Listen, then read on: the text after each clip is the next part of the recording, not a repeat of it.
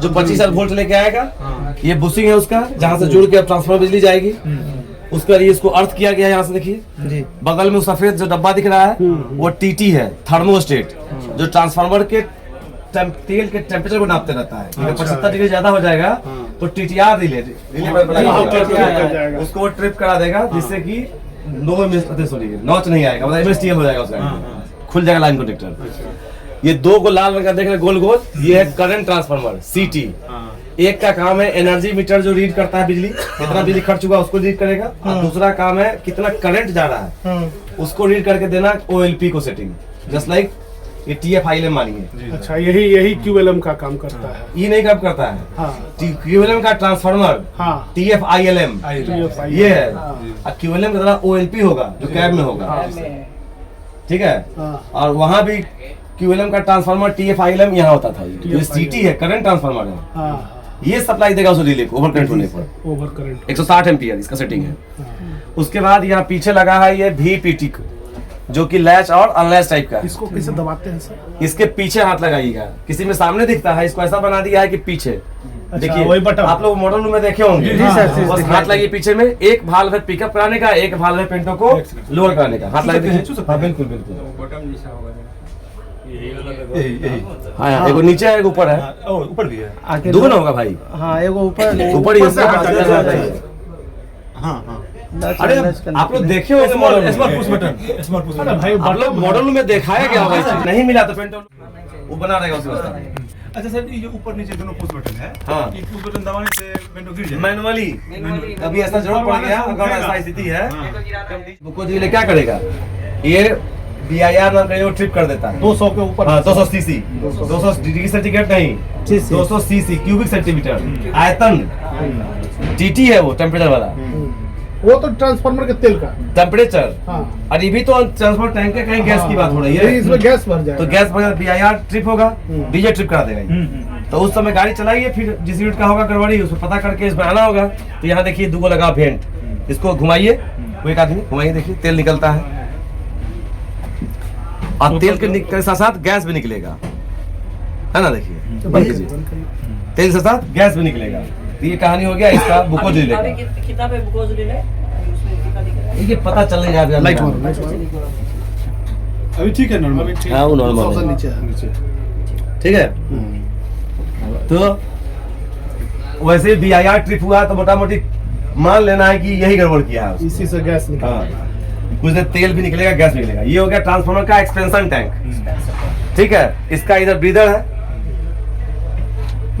Silica gel वाला, जो हवा लेगा ये अंदर घुसेगा। और इधर हो गया इसका लेवल। उसके बाद अब इसमें देखना है 4 गवर्नर होता है STC में, 6 गवर्नर मेमो पूरा, EG, CG, CG1, CG2, ABG और PVG, 6 गवर्नर। 6 में से 4 गवर्नर STC में। कौन कौन देखिए, मेन कंप्रेसर गवर्नर है ये, इसको बोलते हैं CG1। बेबी कंप्रेसर का है, उसको बोलते हैं CG2। और जो CR टंकी के लिए होगा उसको बोलेंगे इक्विपमेंट गवर्नर EG। 3 दिख रहा है। और चौथा आता है VCV के लिए, तो उसको बोलते हैं लोग ABG, एयर ब्लास्ट गवर्नर। तो वो किसी में दिखाई देगा और किसी में इस VCV चेंबर के अंदर बंद रहता है। अच्छा, वो देखिए फायर सेंसर लगा हुआ है, फायर सेंसर है, स्मोक डिटेक्टर, ठीक है। तो ये हो गया VCV चेंबर बंद रहेगा, लेकिन लिखना है चारों, EG, CG1, CG2 और ABG। CG और PVG। CG क्या है, RGEV, अब PVG पार्किंग गवर्नर, ये दोनों मिलेगा कैब में डेस्क के नीचे, ठीक है।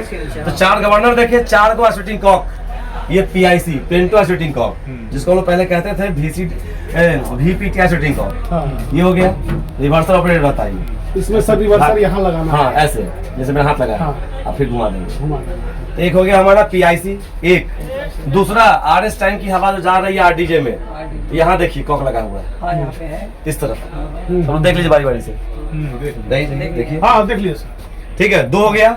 तीसरा इस CR टंकी को जो भरा जाएगा उसका कॉक CRIC। 3, चौथा इस गवर्नर का, मेन कंप्रेसर गवर्नर का कॉक CG1 का कॉक, ठीक है। 4 हो गया आइसोलेटिंग कॉक, 4 गवर्नर, 3 दिखाई दिया एक डब्बे में, 4 4 तार हो गया। 3 reserve wire, CR, RDJ, BC reserve और RS टैंक या पेंटो रिजर्व वायर, 3 हो गया। 2 गेज, पेंटो रिजर्व का गेज और CR का गेज। शुरू में इस तीनों टंकी को भरने का काम करता है बेबी कंप्रेसर। CR की प्रेशर 5 kg रहता है, हाँ रिड्यूस किया गया प्रेशर इसका। बाद में फिर MR के थ्रू सब चार्ज है, लेकिन MR के थ्रू भी इसमें 5 kg प्रेशर आएगा। इसका सेटिंग ही 5 kg कर दिया, 5 kg हो जाती है इसमें। और इसे सप्लाई किसको जाता है? स्विच ग्रुप 1, स्विच ग्रुप 2 और टैप चेंजर को। ये इक्विपमेंट हमारे लगे हैं उन सब के लिए, ठीक है, क्लियर हो गया।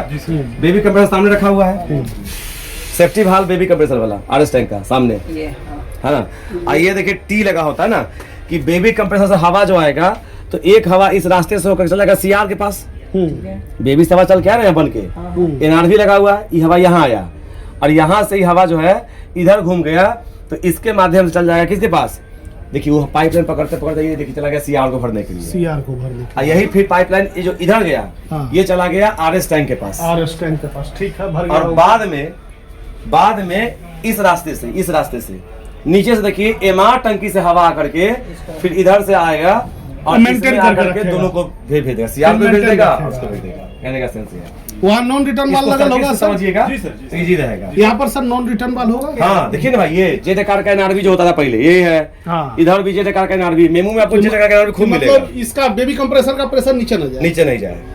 और ये है RF का सेक्शन वेंट, इसी से हवा RF फैन जो नीचे लगा होगा, यहाँ सामने लगा है रेडिएटर, सॉरी रेक्टिफायर, तो उसको ठंडा करने के लिए RF फैन, तो RF फैन जो हवा खींचता है इसी में। कभी RF या रिले अगर ट्रिप करता हो तो पहले तो गाड़ी निकाल लीजिए, अगर संभव हो मौका मिले तो आना पड़ता है डीजे ओपन करके मैनुअली, AVR को लेस कर दीजिए, मैनुअली STC में घुस के गेट खोल लीजिए, अब फिर डीजे क्लोज कर दीजिए, आप इधर से आइए इस तरफ से, मतलब क्योंकि उधर से घुसना नहीं है। अब यहाँ से रुमाल लगा के देखिएगा, अगर रुमाल लोको लाइन में खींच रहा है इसका मतलब है कि RF फैन चल रहा है, और नहीं चल रहा है इसका मतलब RF फैन काम नहीं कर रहा है। तो ऐसे में क्या करना होता था? कंट्रोल आउट कर देंगे आप, सब पढ़े कंट्रोल आउट, यानी चारों ट्रैक्शन मोटर को छाटना पड़ेगा, इसको यूनिट को खत्म यूनिट गया काम से। वो क्या है क्या गोल वाला? उसको CD सी है, डट कलेक्टर, डट कलेक्टर होता है ना, हाँ डट कलेक्टर है वो, दोनों ठीक है। एक बेबी वाले पाथ में और एक वो MR वाले पाथ में, ठीक है। तो अब यहाँ पीछे घूमिए, यहाँ पर ये इस जाली के अंदर में रखा हुआ है, देखिए SJ वाला आप लोग देखते हो कन्वेंशनल गाड़ी में, ठीक वैसा ही दिख रहा है, गौर से देखिए, आप लोगों चेक करते होंगे तो SJ वाला दिखता होगा, तो ASL बोलते हैं इसको। तो SL तो बताया था, TL DL SL डूबा हुआ तेल में, और हर मोटर के साथ में ASL भी लगी हुई है। तो 2 मोटर के लिए ASL पैरेलल साथ में होता है, वहाँ भी 2 मोटर के लिए SJ कॉइल एक ही होता था, मतलब एक के साथ ही पेयर में होता बना हुआ है। देखिए 2 कॉइल लगा हुआ है 2 मोटर के लिए, उसके बचे हुए पल्सेशन को कम करने के लिए। SL से भी जो बिजली बच नहीं हो गया, पल्सेशन बचा। पहले SJ कॉइल का अलग रोल था, वो था संटिंग नॉच लेने के काम पे आता था, लेकिन यहाँ संटिंग नॉच के लिए काम पे नहीं आता है। यहाँ पे जो नॉर्मल मोटर को बिजली दे रहे हैं गाड़ी चलाने के लिए, उसका पल्सेशन को रेक्टिफायर के बाद SL को जाएगा, SL के बाद ASL को जाएगा इंडिविजुअल, उसके बाद ही मोटर 2 मोटर के लिए यहाँ पे, ठीक है।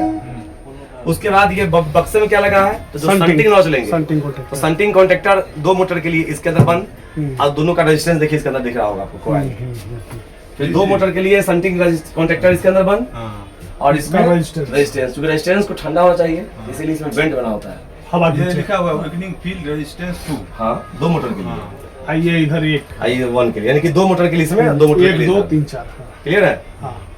इसमें डिवाइड किया हुआ है, बीच में का ब्रेकर है, उसका TM1 इधर TM2 इधर होगा, 3 का इधर 4 का इधर, ऐसे होता है, क्योंकि मोटर 4 होती है ना। जी सर, STC में इतना ही है। आप कुछ है कंफ्यूजन? हाँ ग्राउंडिंग के लिए गाड़ी शट डाउन किए, शट डाउन की VC ओपन पेंटो लोड है, उसके बाद आएंगे इसमें PIC कॉक को बंद कर देंगे, ठीक है।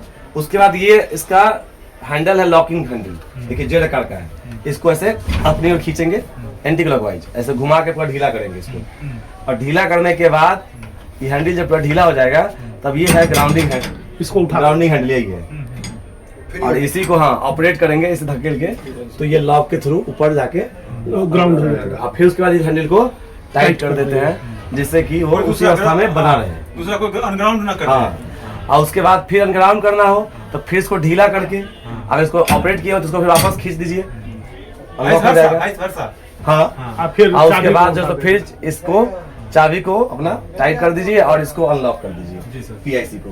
अगर पेंटो टूट गया है तो इसको बंद ही रहने दीजिए। ग्राउंडिंग का जो काम था टीआरडी सब कर लिए, पेंटो टूट गया तो इसको बंद कर दीजिए, बंद ही रहेगा ना फिर ये। ठीक है, अब सर कैब में चला जाए। उधर सर बता रहे हैं इधर आप बता। अच्छा कैब लोग बता रहे हैं, ठीक है तो बाकी बात लोग आइए।